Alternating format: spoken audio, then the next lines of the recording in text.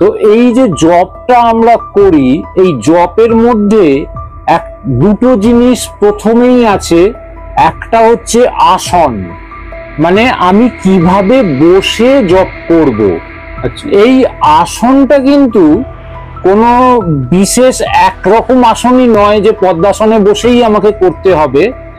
যেভাবে বসে তুমি থাকলে অনেকক্ষণ বসে থাকতে পারবে এবং কমফোর্ট ফিল করবে, আরাম পাবে, তোমাকে সেইভাবেই বসতে হবে।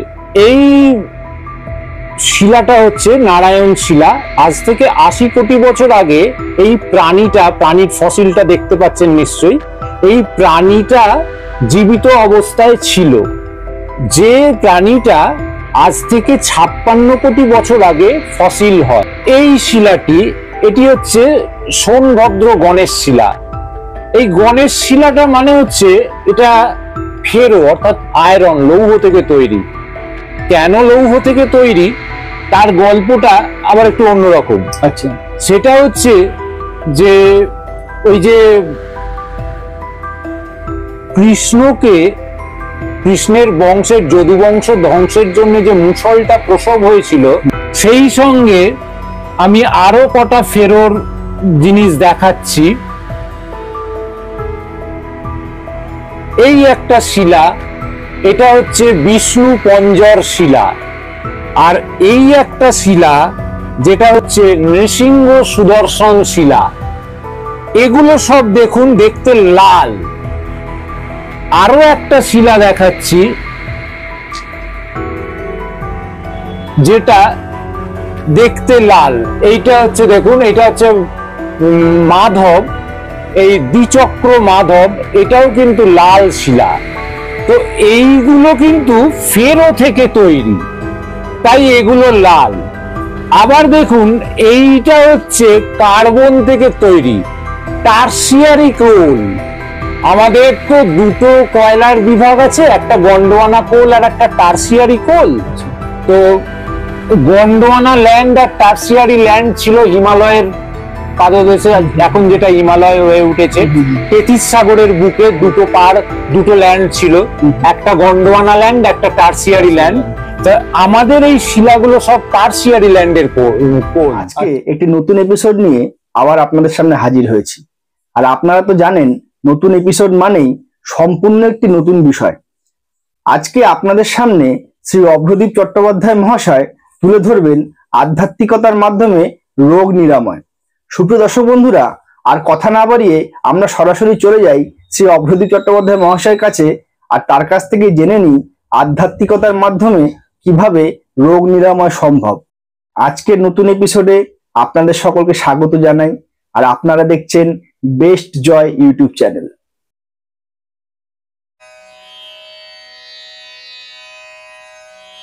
তো প্রথমে নমস্কার এবং স্বাগত জানাই আপনাকে আমাদের চ্যানেলে। তো যে বিষয়টি আমি আপনাকে প্রশ্নটি করতে চাইছি, যে এই যে পূজা পাঠ পদ্ধতি বা ভারতীয় সনাতন ধর্মের বিভিন্ন ধর্মগ্রন্থ শাস্ত্র, এর মাধ্যমে কি রোগ চিকিৎসা করা সম্ভব? হ্যাঁ, একেবারেই সম্ভব। আমাদের যে সনাতন ধর্মে আমরা যে প্রথম আমাদের যখন উপনয়ন হয়, এই উপনয়ন হওয়ার পর আমাদের কিছু ক্রিয়াকাণ্ড থাকে, করতে হয়, ত্রিসন্ধ্যা জপ ইত্যাদি প্রকৃতি। তো এই যে জপটা আমরা করি, এই জপের মধ্যে দুটো জিনিস প্রথমেই আছে। একটা হচ্ছে আসন, মানে আমি কিভাবে বসে জপ করব। এই আসনটা কিন্তু কোনো বিশেষ একরকম আসনই নয় যে পদ্মাসনে বসেই আমাকে করতে হবে। যেভাবে বসে তুমি থাকলে অনেকক্ষণ বসে থাকতে পারবে এবং কমফোর্ট ফিল করবে, আরাম পাবে, তোমাকে সেইভাবেই বসতে হবে। এই বসাটা কখনো পদ্মাসনে হয়, কখনো বজ্রাসনে হয়, কখনো গোমুখাসনে হয়। যে আসনে সাধনটা করবে সেটা তাকে সেই আসনটা সেইভাবে করে নিতে হয়। ফলে এই আসনগুলোর মধ্যে দিয়ে আমাদের একটা চিকিৎসা পদ্ধতি অটোমেটিক্যালি চলতে থাকে। তারপরে আসছি যে আমাদের মন্ত্র, যেটা আমাদের জপ করতে হয়। আচ্ছা, এই যে মন্ত্রগুলো আমরা জপ করি বা মন্ত্রগুলো পাঠ করি বা স্তবগুলো পাঠ করি, এর একটা ভাইব্রেশন আমাদের ভেতরে কাজ করে। আচ্ছা, যে ভাইব্রেশনটার পজিটিভ এনার্জি আমাকে শরীরটাকে সুস্থ থাকতে সাহায্য করে।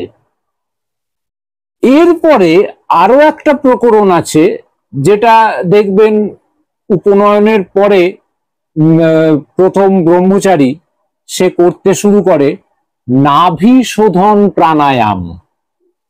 এই যে নাভি শোধন প্রাণায়াম, এই প্রাণায়ামও একটা প্রকরণ, যে প্রকরণটার মধ্যে দিয়ে শ্বাস প্রশ্বাসের মধ্যে দিয়ে আমার শরীরটাকে সুস্থ রাখছি।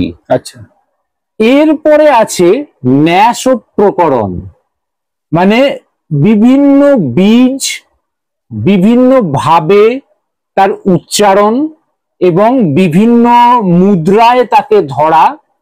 মুদ্রা মিন্স হাতের মধ্যে বিভিন্ন রকম ভঙ্গি করে ব্যায়ামের মতো, যেগুলো আমরা করলে পরে আমাদের শরীরকে আমরা সুস্থ রাখতে পারি।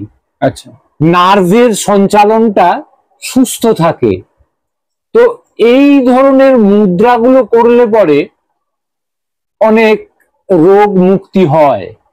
আবার সেই সঙ্গে সঙ্গে এই মুদ্রাগুলো যেমন আছে, তার সঙ্গে সঙ্গে আমি কি পূজা করছি, কাকে পূজা করছি, সেই পূজার বিশেষ ব্যাপারটা, যেমন আমার এখানে এই যে শালগ্রাম শিলা আছেন, বা ওখানে বানেশ্বর শিলা আছেন, বা ওখানে সুবর্ণবতী মা আছেন, বা এখানে সোনভদ্র গণেশ আছেন। তো এই যে শিলাগুলো, এই শিলাগুলোর পূজনেরও একটা উপকারিতা আছে। আচ্ছা, পরে আসছি ডিটেলসে, আগে প্রথম ভূমিকাটা সংক্ষেপে করে দিই। এরপরে আরেকটা যেটা অংশ আছে, সেটা হচ্ছে পূজায় ব্যবহৃত দ্রব্যগুণ। আমরা পূজাতে যে জিনিসগুলো ব্যবহার করছি, সেইটা আমাদের নিত্য নৈমিত্তিক ফার্স্ট এডের কাজে ব্যবহার হয়। আচ্ছা, আবার কিছু কিছু জিনিস আছে আমাদের শারীরিক বহু সমস্যার সমাধান করে, আচ্ছা, আমাদের এই পূজার জিনিস। সুতরাং এই প্রতিটির মধ্যে দিয়েই একটা রাসায়নিক বিক্রিয়াকরণ বা ঔষধি গুণ আমরা শরীরের মধ্যে গ্রহণ করছি।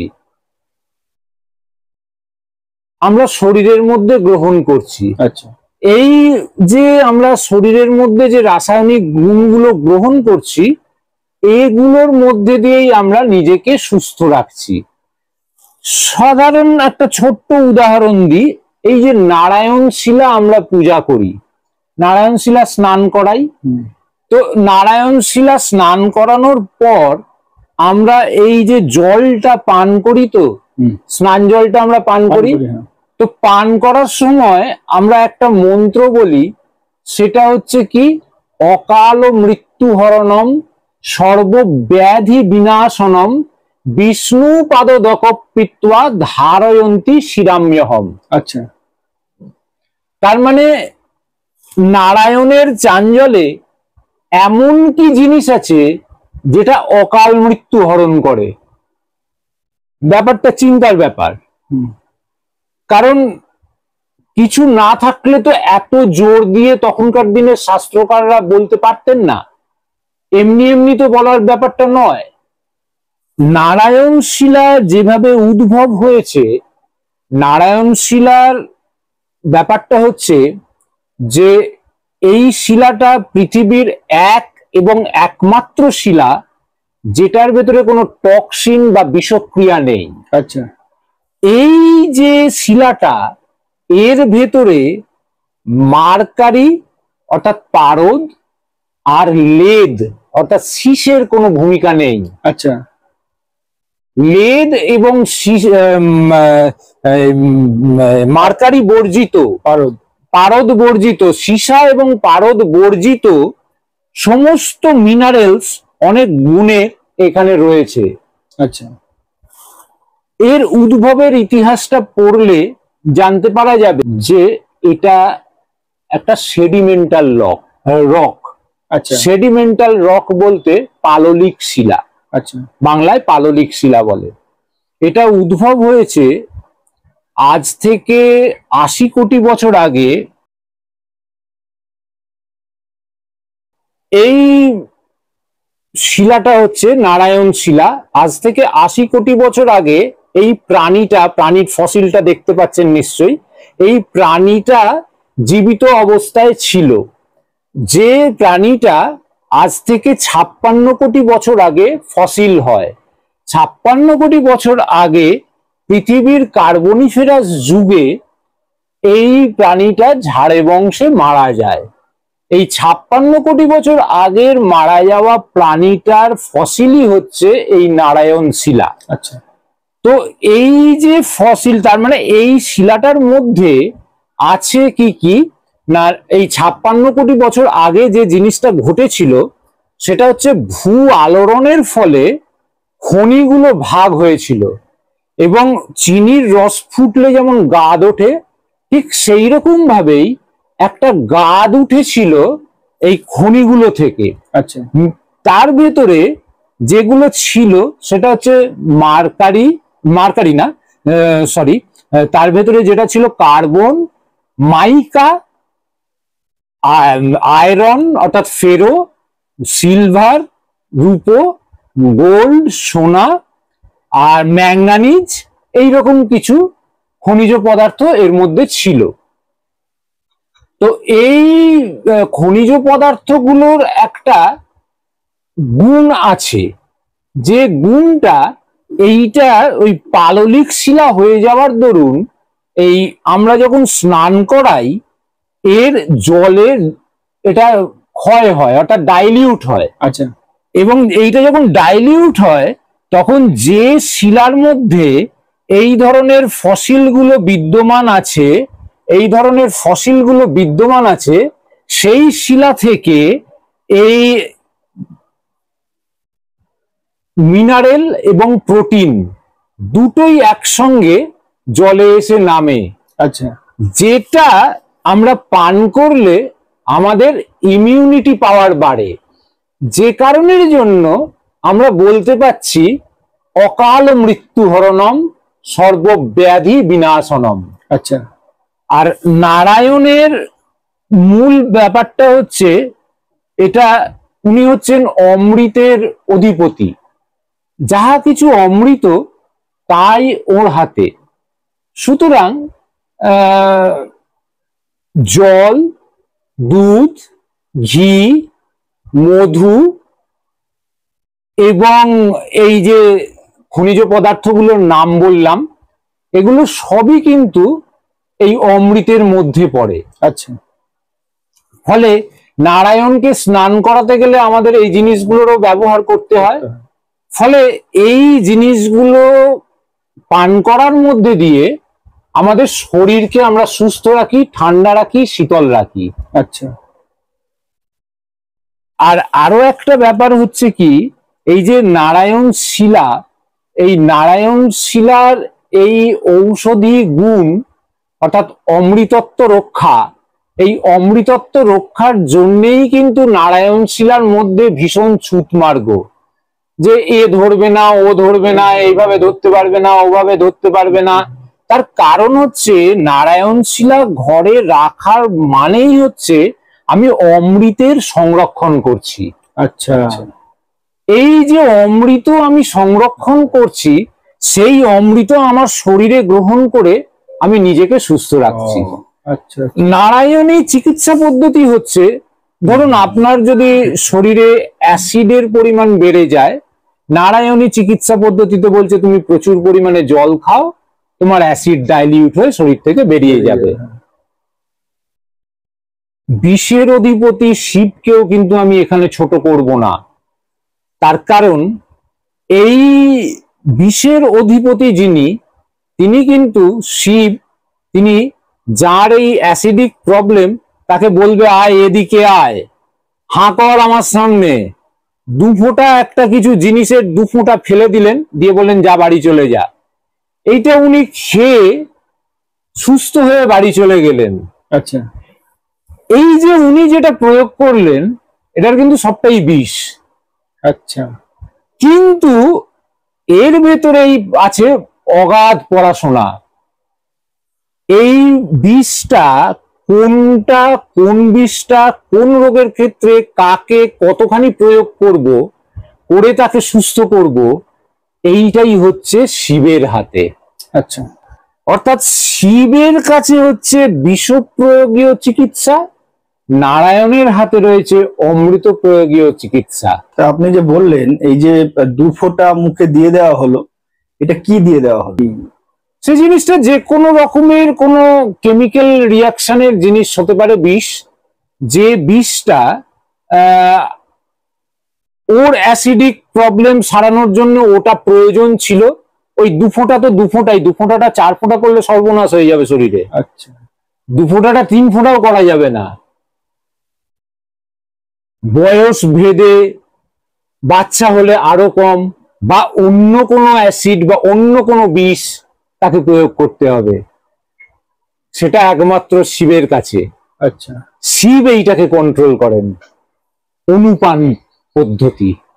আচ্ছা যদিও আমরা বলবো একটু বড়ভাবে ভাবলে বিষ সবই, তার কারণ কিছু কিছু অসুখ আছে যে সময়ে তোমার শরীরে জলও বিষ হয়ে দাঁড়ায়, কিছু কিছু অসুখ আছে যে সময়ে তোমার কাছে দুধও বিষ হয়ে দাঁড়াবে, কিছু কিছু অসুখ আছে যেখানে তোমার কার্বনও তোমার কাছে বিষ হয়ে দাঁড়াবে। ফলে এই যে, তবে এই অমৃতের ভাগে যেগুলো পড়ে সেগুলো বিষ হয়ে দাঁড়াতে বা আমাদের শরীরে সেটা বিষ হয়ে দাঁড়াতে একটা সময় নেয়, দীর্ঘ সময় নেয়। আচ্ছা যদি তোমার শরীরে প্রচন্ড রকমের অত্যাচার করো, তোমার কিডনিকে গন্ডগোল করে ফেলো, তখন তোমার কাছে জল বিষ হবে, নচেত নয়। না তোমার যদি ল্যাকটো ইনটলারেন্সি তৈরি হয় তখন তোমার কাছে দুধ দই বিষ হয়ে উঠবে, ঘি বিষ হয়ে উঠবে, তার আগে তো নয়। ফলে এটা যে সবার ঘরে ঘরে সবসময় হচ্ছে তা কিন্তু নয়। আমাদের যাবতীয় যা নেশার দ্রব্য থেকে আরম্ভ করে যাবতীয় যা বিষ, এমনকি ধূত্র ফলের বীজ থেকে আরম্ভ করে যত বিষাক্ত জিনিস আছে, সাপের বিষ পর্যন্ত, সবই কিন্তু শিবের হাতে। আচ্ছা শিব সাপের বিষ প্রয়োগ করে ক্যান্সার ছাড়াচ্ছেন, শিব সাপের বিষ প্রয়োগ করে ক্যান্সার ছাড়াচ্ছেন। শিব তাণ্ডব নৃত্যের মুদ্রায় দাঁড়িয়ে নাচের মাধ্যমে, নাচের কলাগুলোর মধ্যে দিয়ে বহু রোগকে ভ্যানিশ করছেন। আচ্ছা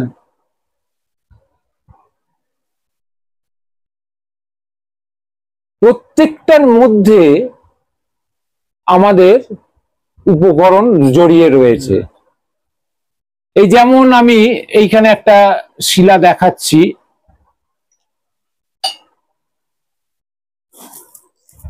এই শিলাটি, এটি হচ্ছে সোনভদ্র গণেশ শিলা। এই গণেশ শিলাটা মানে হচ্ছে এটা ফেরো অর্থাৎ আয়রন, লৌহ থেকে তৈরি। কেন লৌহ থেকে তৈরি তার গল্পটা আবার একটু অন্যরকম। আচ্ছা সেটা হচ্ছে যে ওই যে কৃষ্ণের বংশের যদু বংশ ধ্বংসের জন্য যে মুষলটা প্রসব হয়েছিল, সেই মুষলটা দিয়ে যাতে যদু বংশ ধ্বংস না হয় তার জন্যে ওই সোন নদীর পাড়ে মুষলটাকে ঘষে ঘষে খইয়ে দেওয়া হয়েছিল। সেই খোয়া লোহা চূর্ণ সোন নদীতে মিশে সোন নদীর জল লাল হয়ে উঠেছিল।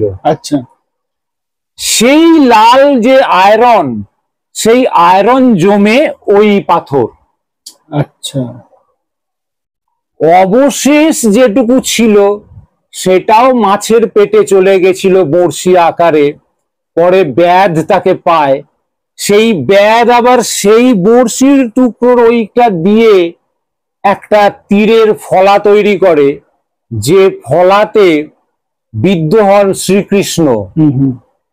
শ্রীকৃষ্ণ ওই তমালের ডালে বসে পা নাড়াচ্ছিলেন, মনে করছিল পাখিতে পা ডানা ঝাপটাচ্ছে, সেইটা ভেবে ব্যাধ ইয়ে করলেন, তীর নিক্ষেপ করলেন, মারা গেলেন কৃষ্ণ।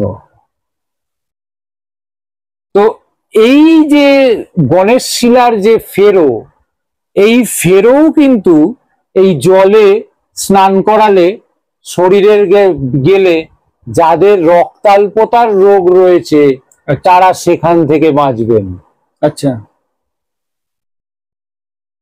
সেই সঙ্গে আমি আরো কটা ফেরোর জিনিস দেখাচ্ছি।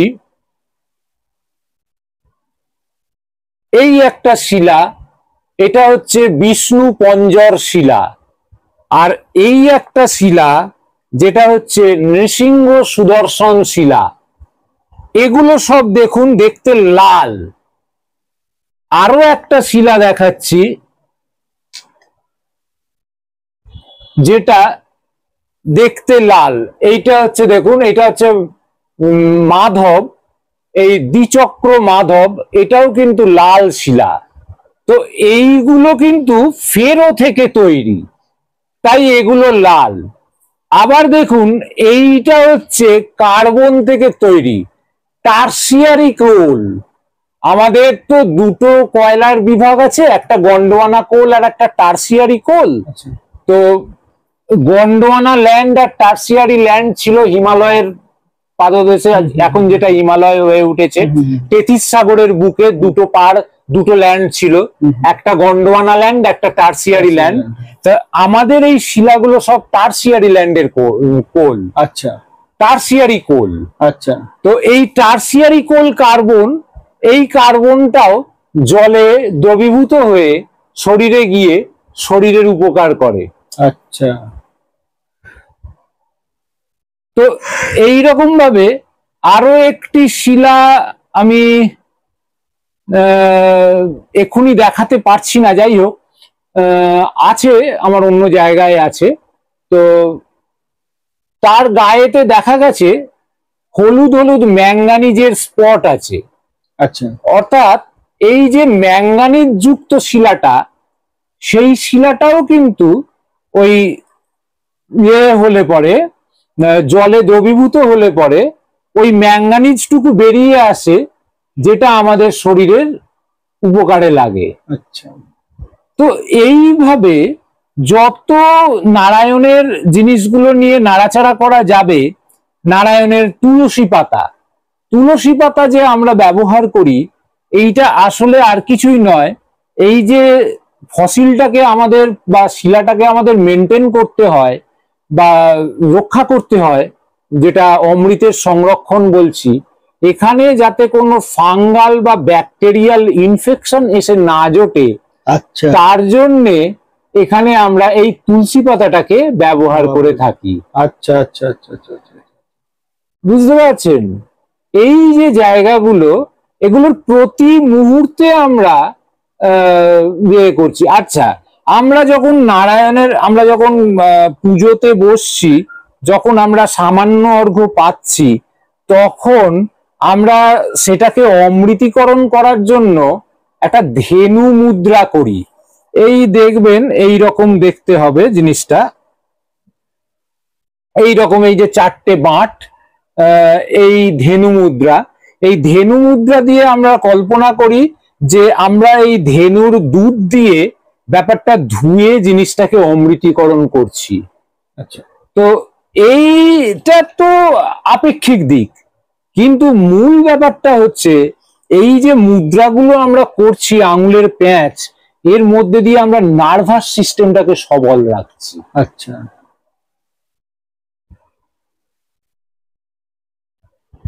তারপরে তো আছে দুর্বার ব্যবহার,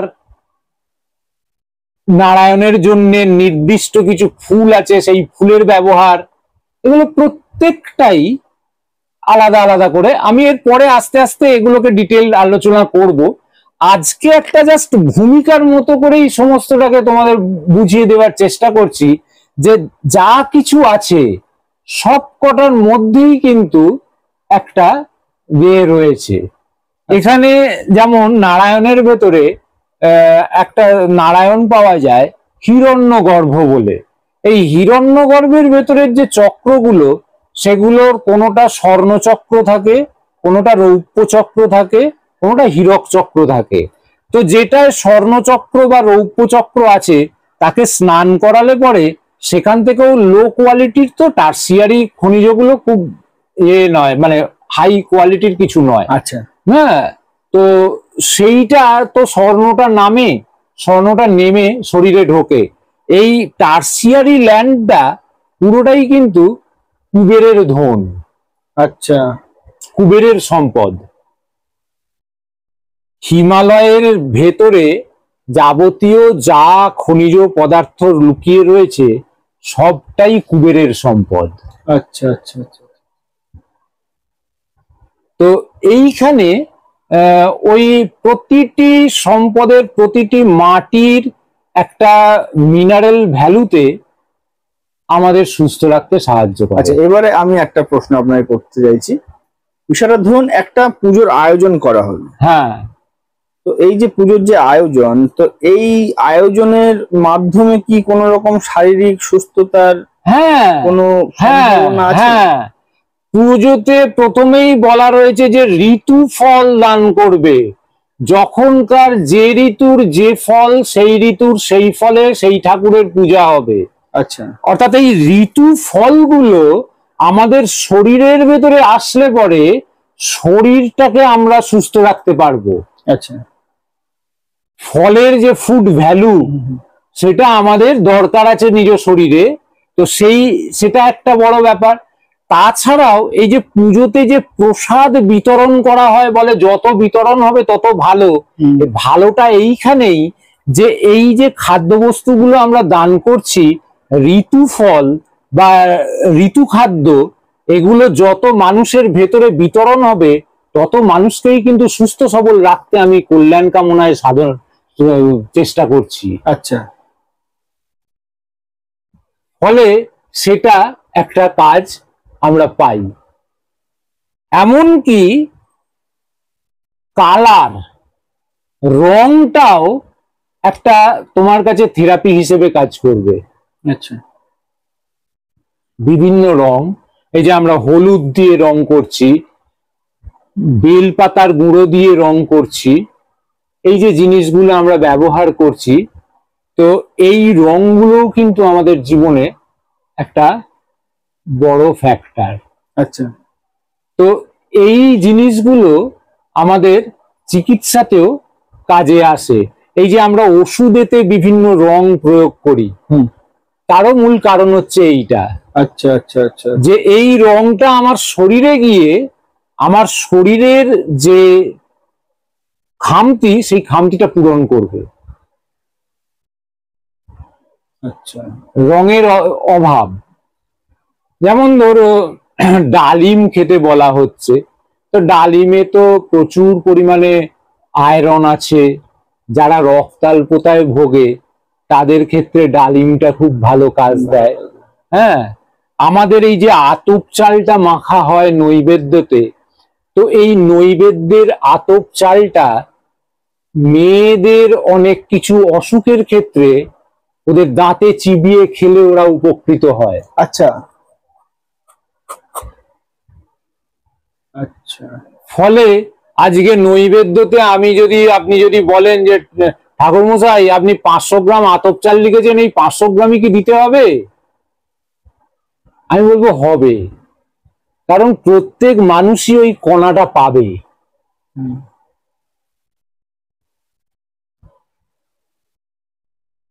আচ্ছা, এগুলোর একটা প্রয়োজনীয়তা আছে। তো এরকম ভাবে প্রতিটি জিনিস এমনকি ধরুন এই যে আমরা ধরুন মায়ের পুজোতে জবা ফুল ব্যবহার করছি, অপরাজিতা ফুল ব্যবহার করছি, জবা ফুলেরও প্রচুর ঔষধি গুণ আছে। আচ্ছা। অপরাজিতা ফুলেরও প্রচুর ঔষধি গুণ আছে। এই ঔষধি গুণ ছাড়াও জবা ফুলকে নিজেদের শরীরের রূপচর্চাতেও আমরা ব্যবহার করি।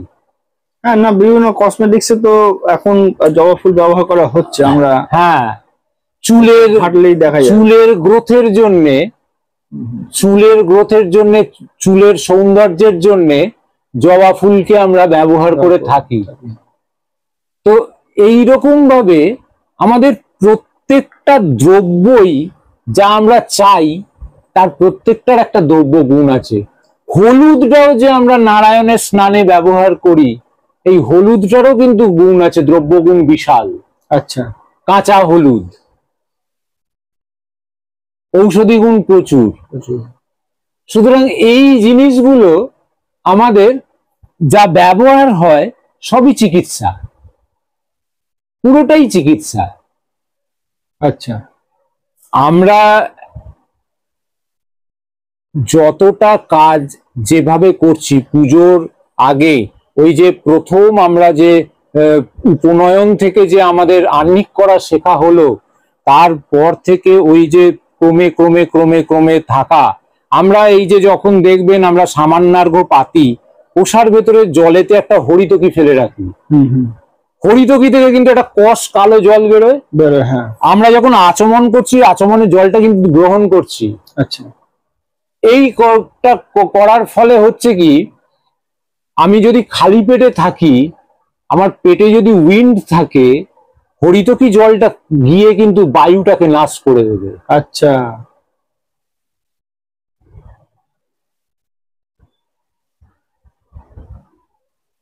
ফলে আমার বসে পুজো করতে গেলে অনেকক্ষণ না খেয়ে থেকে যে আমি পুজো করব,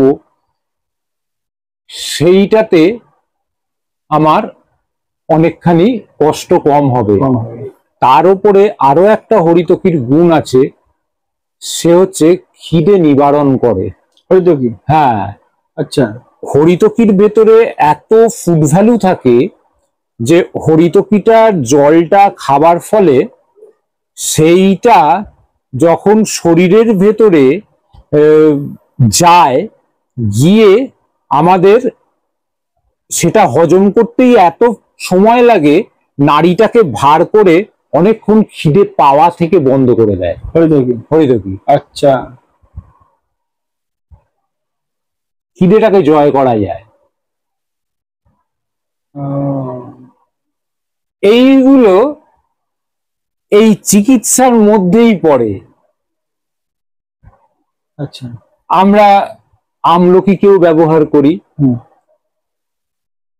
শুধু তাই নয়, আমরা যখন দুর্গাপূজা করি, দুর্গাপূজার মহাস্নানে আমরা পঞ্চকষায় বলে 5 রকম জিনিস ছাল ব্যবহার করি। আচ্ছা। শিমুল গাছের ছাল, কুল গাছের ছাল, এইরকম করে 5টি গাছের ছাল আমরা ব্যবহার করি, যে প্রত্যেকটিরই ঔষধি গুণ প্রবল। পঞ্চকষায়। তারপরে আছে সর্বৌষধি, মহৌষধি। এই যে সর্বৌষধি, মহৌষধি যে সমস্ত জিনিসগুলো দিয়ে তৈরি, তারও একটা বিরাট মেডিসিনাল ভ্যালু রয়েছে। সর্বৌষধি দিয়ে যদি রোজ স্নান করা যায়, সর্বৌষধি 1 চিমটে একটা গিলাসের জলে রাত্রিরে ভিজিয়ে রেখে দিলে, পরের দিন সেই জলটাকে ছেঁকে স্নান হয়ে যাওয়ার পর লাস্ট ওইটাকে ঢেলে গাটাকে যদি মুছে নেওয়া যায়, তাহলে তোমার শরীরে এত পজিটিভ এনার্জি কাজ করবে যে বলবার কথা না। আচ্ছা। তুমি খুব সুস্থ থাকবে, খুব ঝরঝরে থাকবে। আচ্ছা।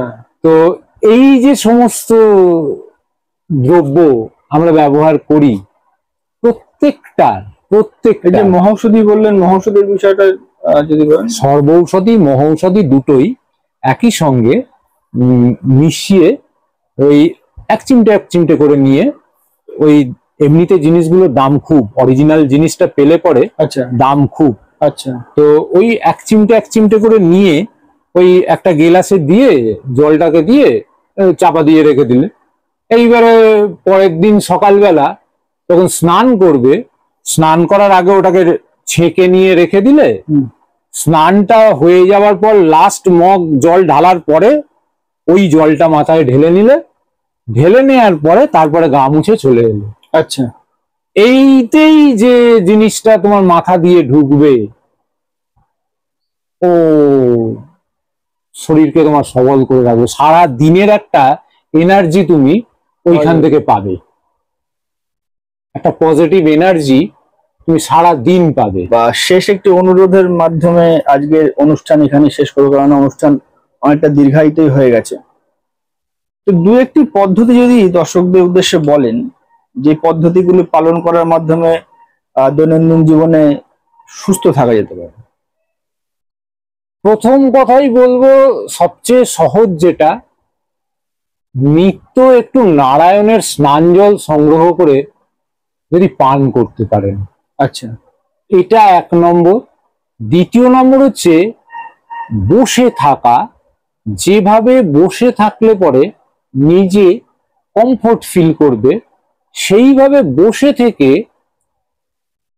10টা মিনিট, প্রথমে 10টা মিনিটই হোক, 10টা মিনিট অন্তত নিজের ভেতরের আমিটার সঙ্গে কথা বলতে শেখা। আচ্ছা, এইটা যদি করতে পারে তাহলে কিন্তু নিজেকে প্রিলিমিনারি স্টেজে অনেকটা সুস্থ রাখতে পারবে। তারপরে তো আমাদের পুজোতে ভূত শুদ্ধি আছে ইত্যাদি প্রকৃতি অনেক কিছু জিনিস আছে যেগুলো আমরা করে থাকি, এবং করে থাকি বলেই ওই ইয়েগুলোতে আমরা সুস্থ থাকতে পারি। আর যারা সেগুলো করেন না বা যাদের সেই সমস্ত জায়গায় অনীহা বা অবহেলা আছে, দেখা যায় পুরোহিত মশাইদের সেইখানেই নানান রকম অসুখের সৃষ্টি হয়ে যায়। আচ্ছা, আর তারপরেও আর একটা জিনিস বলবো, যে পুরোহিত মশাইরা যে জোগাড়ের জিনিসগুলো দেন, অনেক সময় সেই সমস্ত জিনিস যথাযথ জোগাড় হয় না। দেখবেন একটা কথা আছে যে হাটে কলা নৈবেদ্যায় নমঃ, অর্থাৎ দোকানে জিনিস আছে ঠাকুর মশাই, আপনি বলে মাকে উৎসর্গ করে ছেড়ে দিন। তো এই রকমটা যেন না করা হয়। ঠাকুর মশাই যে জিনিসগুলো বলেন সবটাই নিজে ঘরে নিয়ে যাওয়ার জন্য বলেন না, অন্তত এই জিনিসগুলো মাথায় রেখে তাদের দ্রব্যাদিটা যেন ঠিকঠাক জোগাড় করতে পারেন। আমাদের যেহেতু সমস্ত কাজটাই অলমাইটিকে নিবেদন করে করা, ফলে আমাদের ওই কাজটা শেষ কখনো হবে না। আমাদের নিত্য প্র্যাকটিসের মধ্যে, নিত্য জীবন যাপনের মধ্যে ওটা রন্ধ্রে রন্ধ্রে ঢুকে যাবে। ধর্ম পালন যদি সঠিকভাবে করা, ধর্ম পালন যদি সঠিকভাবে করা যায়, জীবন যাপনের মধ্যে। আপনাকে যেমন বলছি, ব্রাহ্ম মুহূর্তে ওঠা, এটার একটা প্লাস পয়েন্ট আছে। ওই যে ব্রাহ্ম মুহূর্তে উঠে জব করতে বলা হচ্ছে, শুধু জব কেন, আপনার যে কোনো কঠিন কাজ যেটা আপনি স্বাভাবিক সময়ে করে উঠতে পারছেন না, ওই ব্রাহ্ম মুহূর্তে যদি আপনি সেই কাজটি শুরু করেন, দেখবেন আপনার সেটাও খুব সহজে হয়ে যাবে। আচ্ছা, ব্রাহ্ম মুহূর্তটা একটা বিরাট বড় জিনিস। রাত্রির বেলা 9টার মধ্যে শুয়ে পড়া, ভোরবেলা 3টেই উঠে পড়া। আচ্ছা, এই যে রুটিন, এই রুটিন যে পালতে পারবে তার কোনোদিনও কোনো অসুবিধা হবে না। আচ্ছা, কোনোদিনও কোনো অসুবিধা হবে না। আর খাওয়া দাওয়া শরীরে প্রয়োজনীয়তা অনুযায়ী শরীরে খাওয়াটাকে গ্রহণ করতে হবে। শরীরের প্রয়োজন আছে, আপনার ধরুন কথার দ্বারা বলছি, আপনার শরীরে অ্যানিমাল প্রোটিনের ভীষণ প্রয়োজন। দেখবেন আপনার তখন, আপনি যদি না খান, আপনার মিষ্টি খেতে ইচ্ছে করবে। মিষ্টি খেতে ইচ্ছে, আচ্ছা, হ্যাঁ, আচ্ছা, এইবারে আপনি মাত্রাতিরিক্ত মিষ্টি ঢুকিয়ে ফেলছেন শরীরে, আপনার সুগার হয়ে যাচ্ছে। হ্যাঁ, কিন্তু যেই দেখবেন যে আপনি ওই সময়ে যে অ্যানিমাল প্রোটিনটা আপনার দরকার শরীরে, সেই সময় যদি এক টুকরো মাছ দিয়ে আপনি ভাতটা খান, বা একটা ডিম দিয়ে যদি আপনি ভাতটা খান, তাহলে দেখবেন যে আপনার শরীরে ওই মিষ্টির টানটা কিন্তু চলে গেল। আচ্ছা, এইবারে আপনি এই যে মাছ মাংস ডিমের কথা বললেন, তো অধিকাংশ সনাতনীরা তো এই মাছ মাংস ডিমকে আমি এটাকে বর্জন করার কথা বলছে, এটা কিন্তু আমি বলি না। তার কারণ হচ্ছে শরীর চায়। শরীরে দুরকম ওমেগা 3 ফ্যাটি অ্যাসিডের দরকার হয়। একটা ভেজিটেরিয়ান ওমেগা 3 ফ্যাটি অ্যাসিড, একটা non veg omega 3 fatty acid, একটা ভেজ ওমেগা 3 ফ্যাটি অ্যাসিড, একটা non veg omega 3 fatty acid. সুতরাং আপনি যদি মাছ মাংস না খান, আপনাকে কিন্তু ডাক্তার ওই non veg omega 3 fatty acid tablet আকারে শরীরে ঢোকাবে, যেটির দাম 1800 টাকা একটা ক্যাপসুল। আচ্ছা, হ্যাঁ, আপনাকে খেতে হবে। ডাক্তার ওষুধ দিয়েছে, খাচ্ছেন, আপনি তো সেই অ্যানিমাল প্রোটিনই খাচ্ছেন। তো আচ্ছা আচ্ছা আচ্ছা, আপনার তো কোনো বিকল্প নেই। আচ্ছা, আপনাকে শরীরে নিতে হবে, শরীরের প্রয়োজন অনুযায়ী, শরীরের পুষ্টিতে যেটা তোমার শরীরে চাইবে সেটা নিতে হবে। আর একদল মানুষ বলেন ওই যে জীব হত্যা পাপ ইত্যাদি প্রকৃতি যেটা বলে থাকে, সেটা আমি বলবো অত্যন্ত বাজে কথা। কারণ আমরা দিনে প্রতিদিন কোটি কোটি ভ্রূণ হত্যা করছি। আমরা এই যে চালের ভাত খাচ্ছি, ডালের ঝোল খাচ্ছি, ডাল খাচ্ছি, ওই যে ফলটি খাচ্ছি, ওই যে সবজিটি খাচ্ছি, ওর ভেতরে মধ্যে দিয়ে আমি কিন্তু কোটি কোটি প্রাণের ভ্রূণ হত্যা করে ফেলছি। আচ্ছা, এটা তো বাস্তব কথা। তাই এর কোনো পাপ নেই। একটা প্রাণী বেড়ে উঠছে, তার গা থেকে অঙ্গ কেটে কেটে নিয়ে আমরা চব্যচস্য লেজ্জ পেয় করে খাচ্ছি। প্রাণীটার কষ্ট হয় না, তার ক্রন্দন নেই, তার দীর্ঘশ্বাস নেই। আছে, সে শব্দটা আমাদের কানেতে, যে ডেসিবেলের শব্দ অবধি আমাদের কানে পৌঁছয়, হয় তার ওপরে নয় তার নিচে, যে কারণের জন্য আমরা সেটা শুনতে পাচ্ছি না, কিন্তু তারা কাঁদছে। পাট শাক খাচ্ছি, কলমি শাক খাচ্ছি, পুঁই শাক খাচ্ছি, হ্যাঁ, মেচুরিটা চিংড়ি মাছ দিয়ে রান্না করে হেভি লাগে, আঙুল চেটে বুটে খাচ্ছি। তো মেচুরিটা খেয়ে তো আমি ভ্রূণ হত্যা করছি। তাতে পাপ হয় না?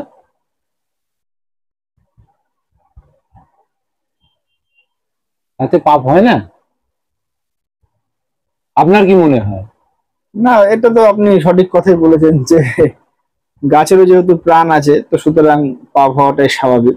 একটা ফলও আমাদের খাদ্য নয় সেইভাবে ধরলে পড়ে। প্রতি জীবের মধ্যে যদি ব্রহ্মকে দর্শন করেন, সেদিন আপনার মুখ বন্ধ হয়ে যাবে, খাওয়া বন্ধ হয়ে যাবে, আপনি আর খেতে পারবেন না। একটা ফলও আমার খাওয়ার নয়।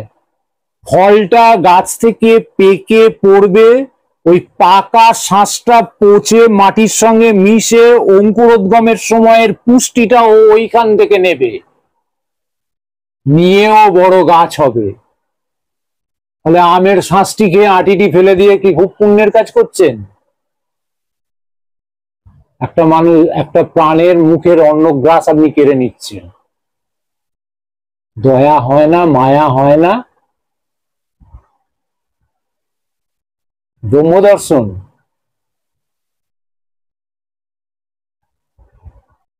আজকের ভিডিওটি যদি আপনাদের ভালো লেগে থাকে, তবে অবশ্যই ভিডিওটিকে লাইক করবেন এবং শেয়ার করার মাধ্যমে সকলের মধ্যে ছড়িয়ে দিয়ে তাদেরকেও দেখার সুযোগ করে দেবেন।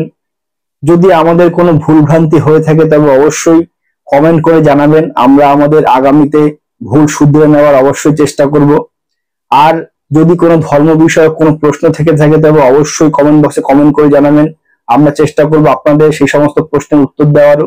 আরেকটি বিষয় বলতে চাইছি, যদি আপনারা নতুন দর্শক হয়ে থাকেন, তবে অবশ্যই আমাদের চ্যানেলটিকে সাবস্ক্রাইব করবেন। আপনাদের সাবস্ক্রিপশনের মধ্যে দিয়ে আমরা আমাদের মনোবলটি পাই, যাতে আমরা নতুন এপিসোড আর নতুন বিষয় নিয়ে আপনাদের সামনে হাজির হতে পারি। তো আজকের মতন এই পর্যন্তই। দেখা হবে আবার নতুন কোনো বিষয় নিয়ে নতুন কোনো এপিসোডে। নমস্কার।